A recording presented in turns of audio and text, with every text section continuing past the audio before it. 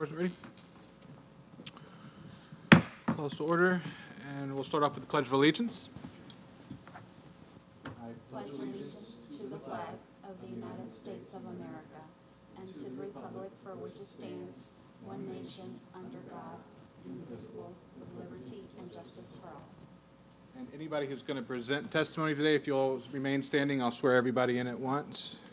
Sir, are you going to present any testimony to me today? No? Okay. Do you swear from the testimony you give us the truth, the whole truth, and nothing but the truth? Thank you.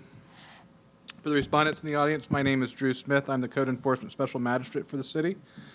My role in these proceedings is to be an independent trier of fact. The order of proceedings for each case will be the Code Enforcement Officer will present the city's side of the case. When they're done, the respondent will have an opportunity to ask any questions they may have for the Code Enforcement Officer or to present any testimony or present any evidence they'd like me to see. When I've received all the testimony and evidence, I'll enter a verbal ruling today. That will be followed in the mail by a written order. And with that, Clerk, you may call our first case. Case number 2023-405 Hudson SFR Property Holdings II LLC, owner, location of violation 1897 Cayman Cove Circle, St. Cloud, Florida. Good afternoon, Pam Neal, Community Compliance Officer. I am presenting this case for the property located at 1897 Cayman Cove Circle. At this time, I would like to enter into evidence the following items. Copy of the notice violation sent to the owner. Copy of the notice violation sent by certified mail to the owner and the registered agent. Copy of the statement of violation notice of hearing sent by certified mail to the owner and to the registered agent and posted on the property and City Hall. Copy of the PowerPoint presentation, copy of the affidavit of posting, evidence of mailings, copy of the deed to the property, copy of the code sections in violation, copy of the costs incurred if the special magistrate finds the respondent in violation in the amount of $218.17. Okay. Thank you.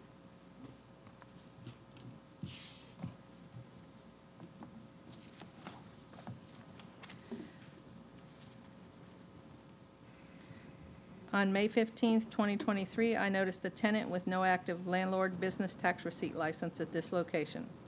On May 16th, a notice of violation was sent to the owner.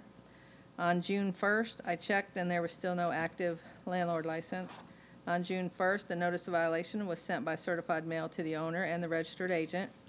On June 21st and July 3rd, I checked and there was still no active landlord license.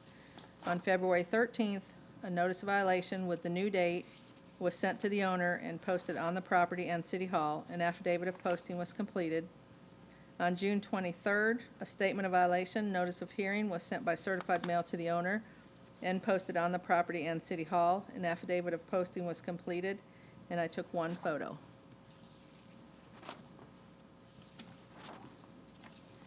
On July 18th, I checked, and there was still no active landlord business tax receipt license for this property. It is the city's recommendation that the respondent be found in violation of allowing rental property without obtaining a landlord business tax receipt license at this location and to have an active landlord license by August 1st, 2023, or pay a fine of $100 a day until compliance is met. The city would like to also recover the costs incurred in bringing this case before the special magistrate in the amount of $218.70 to be paid within 7 days of the written order of the magistrate as well. And that concludes my presentation. Any correspondence or any communication from the respondent? No, sir. No. And the residence is occupied? Yes, sir. Or is it a residence or is it a business?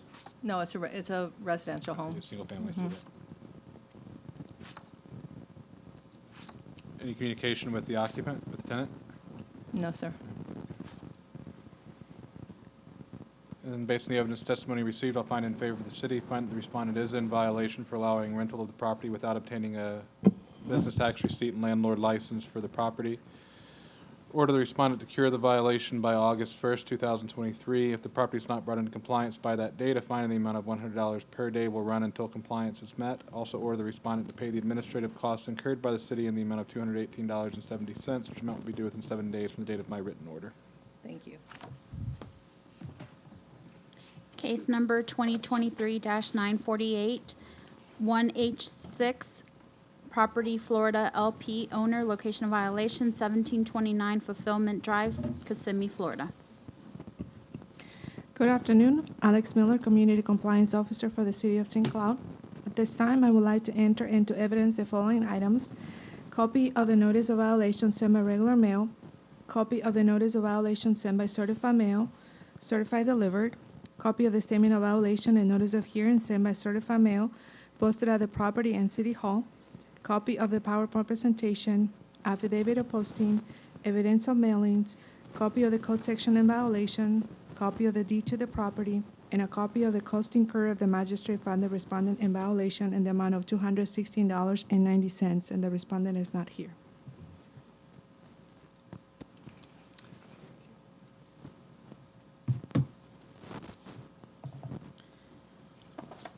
On May 22, 2023, code enforcement received a complaint about a trailer without a tag parked on the street of this subdivision.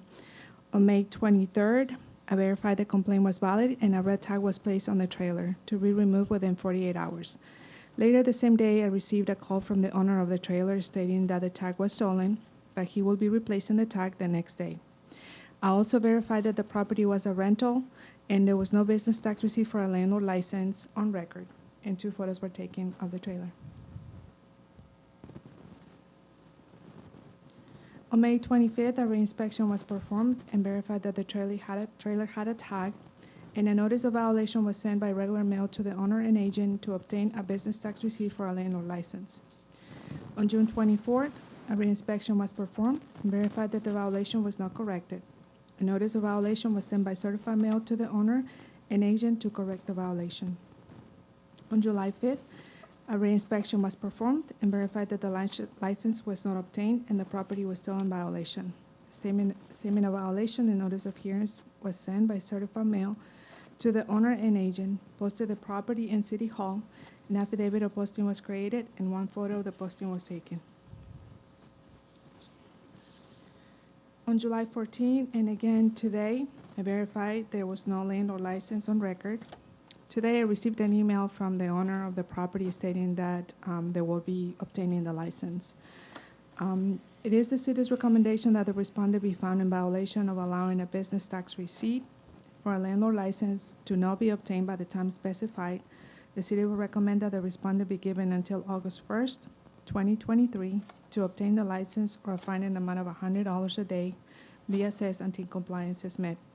The city will also request that the cost incurred in bringing this case before the magistrate in the amount of $216.90 be paid within 7 days of the written order by the special magistrate. This concludes my presentation.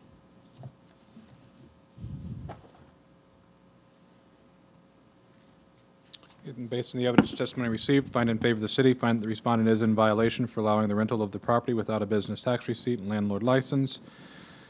Order the respondent to cure the violation by August 1, 2023. If not brought into compliance by that date, a fine in the amount of $100 per day will run until compliance is met. Also order the respondent to pay the administrative costs incurred by the city in the amount of $216.90, which amount will be due within 7 days of the date of my written order. Thank you.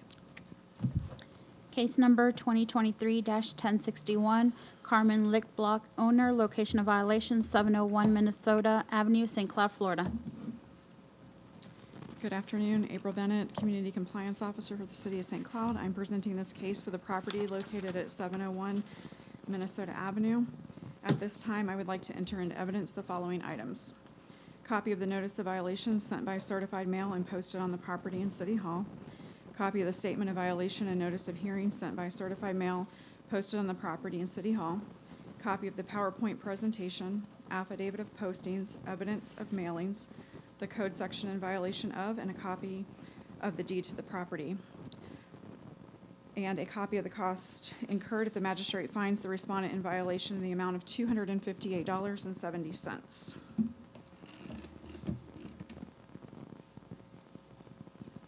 No respondent, okay.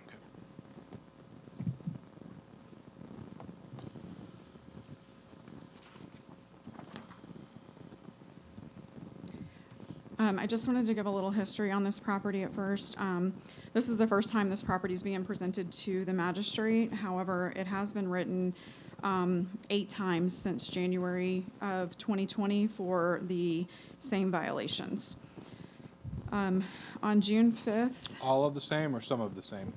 all of these are the same.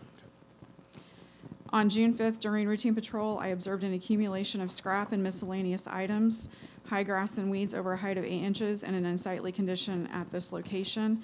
9 photos were taken.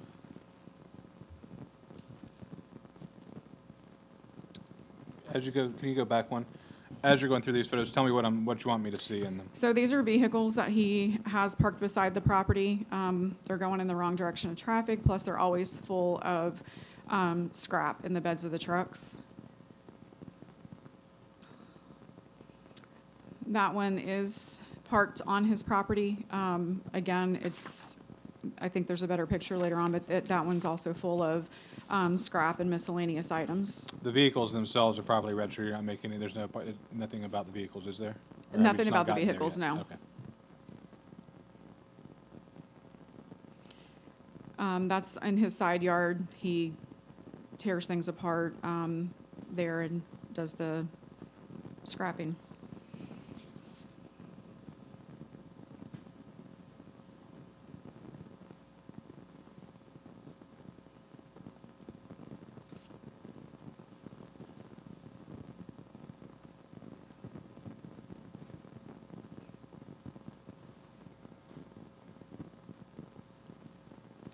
How frequently are you seeing the items that are there move in, new stuff come out? How much turnover is there with the items? He tries to go to the scrapyard. He said every week, but sometimes it's, So you're seeing frequent turnover of the items there? yeah, he drives around town and picks up all the scrap from residents. On June 7th, I sent out a notice of violation by certified mail, posted the property in City Hall, did an affidavit of posting, and took 6 photos.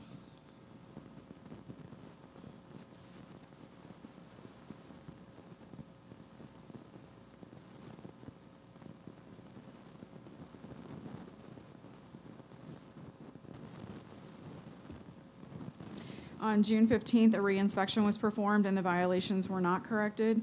6 photos were taken.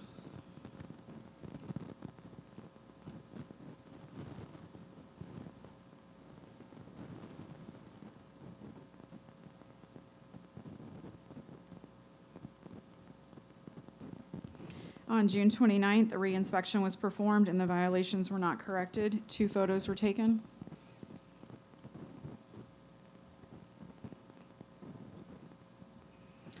On July 6th, a reinspection was performed and the violations were not corrected. 4 photos were taken.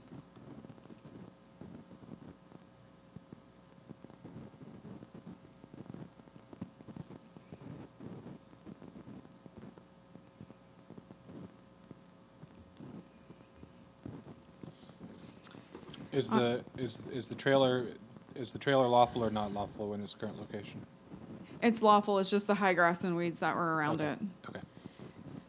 On July 7th, I sent out a statement of violation and notice of hearing by certified mail, posted the property and City Hall, did an affidavit of posting, and 17 photos were taken.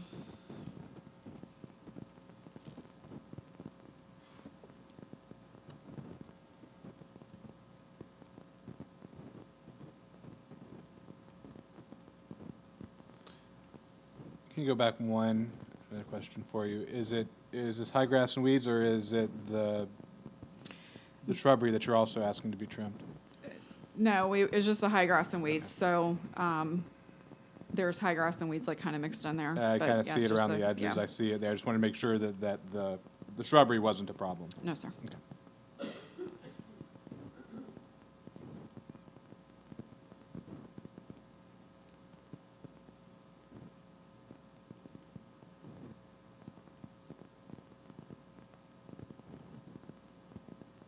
Is that, go back one, there were a couple that had this, is that in the street or is that on his property? That's in the street.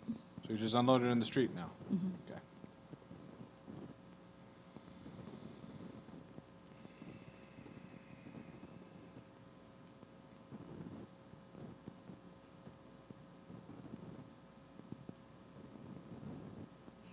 On July 17th, a reinspection was performed. The property owner was present at the time of the inspection. He was advised that the high grass and weeds violation was now corrected. And we also advised of the additional items that still needed to be addressed to bring the property into compliance. And we took additional photos. I think there's 12. As we, pause you folks, as we sit here today, is the high grass and weed still in compliance, or has he allowed it to? It's still in So he compliance. remains in compliance on high Mhm. grass, okay.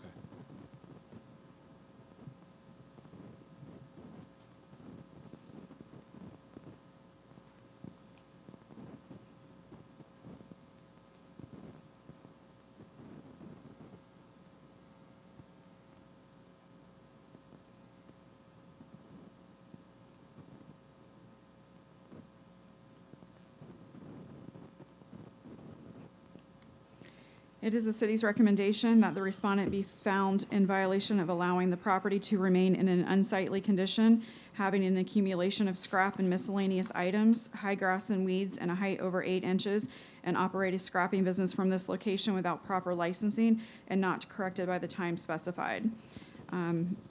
Like for him to be given until August 1st to bring the property into compliance, or $100 until compliance is met. The city would also request that the cost incurred in bringing this case before the magistrate in the amount of $258.70 to be paid within 7 days of the written order by the special magistrate. And that concludes my presentation.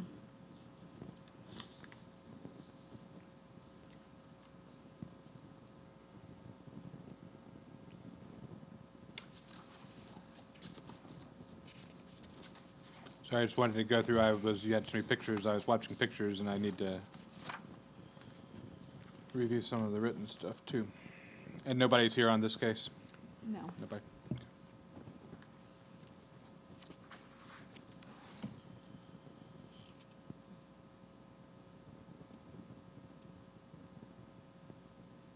When you spoke to him, did it sound like he was gonna do anything to cure the violations? Or did you have any optimism that he was going to do what he needs to do to get the property cleaned up and whatever licensure he needs to operate his business?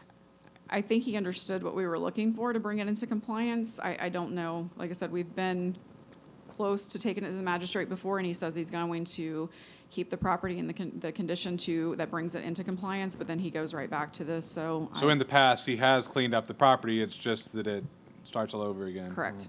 Hopefully he'll understand that if he comes back again, it'll be a repeat violation. So I am gonna find in favor of the city, find the respondent is in violation for allowing high grass and weeds. That violation has been cured prior to the hearing, but after the time set, the notice of violation. Operating a scrapping business at the location without proper licensure and without a business tax receipt for the operation of a business. Also, find the respondent in violation for the condition of the property, particularly the junk and debris across the property. Order the respondent to cure the violation by August 1, 2023. If not brought in compliance by that date, a fine of $100 per day will run until compliance is met. Also, order the respondent to pay the administrative costs incurred by the city in the amount of $258.70, which amount will be due within 7 days from the date of my written order. Thank you. Case number 2023-1078, Barbie Palmer, owner, computer repairs tenant, location of violation 1321 12th Street, St. Cloud, Florida. Good afternoon, Pam Neal, Community Compliance Officer. I am presenting this case for the property located at 1321 12th Street. At this time, I would like to enter into evidence the following items. Copy of the notice violation sent to the owner and the tenant. Copy of the notice of violation sent by certified mail to the owner and tenant. Copy of the statement of violation notice of hearing sent by certified mail to the owner and the tenant and posted on the property and City Hall. Copy of the PowerPoint presentation. Copy of the affidavits of postings. Evidence of mailings. Copy of the deed to the property. A copy of the code sections in violation. Copy of the costs incurred if the special magistrate finds the respondent in violation in the amount of $242.90. And the respondent is here today.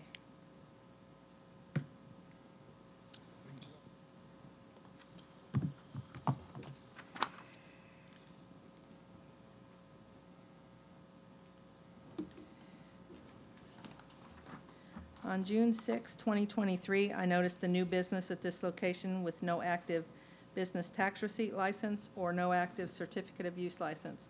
And there is also no active landlord business tax receipt license at this location. On June 7th, a notice violation was sent to the owner and the tenant. On June 16th, I checked and there were still no active licenses. On June 20th, a notice of violation was sent by certified mail to the owner and the tenant and posted on the property and City Hall. An affidavit of posting was completed, and I took one photo. On June 28th, I checked and there were still no active licenses. On June 30th, statement of violation, notice of hearing was sent by certified mail to the owner and the tenant and posted on the property and City Hall. Affidavit of posting was completed, and I took one photo. On June 19th, a reinspection was performed, and the business had moved out, and the property is now vacant. The owner stated that the property will not be rented out for a while, so a landlord license will not be needed for now. It is the city's recommendation that the respondent be found in violation of allowing a business to be operating without the proper licenses and rental property without obtaining a landlord business tax receipt license at this location. The city would like to also recover the costs incurred in bringing the case before the special magistrate in the amount of $242.90 to be paid within 7 days of the written order of the magistrate as well. And that concludes my presentation. So as we sit here today, the property is now in compliance. Now in compliance, yes, sir.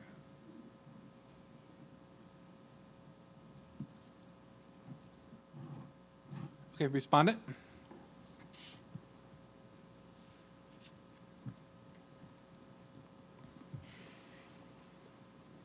I'm Barbie Palmer. And yeah, this is true. I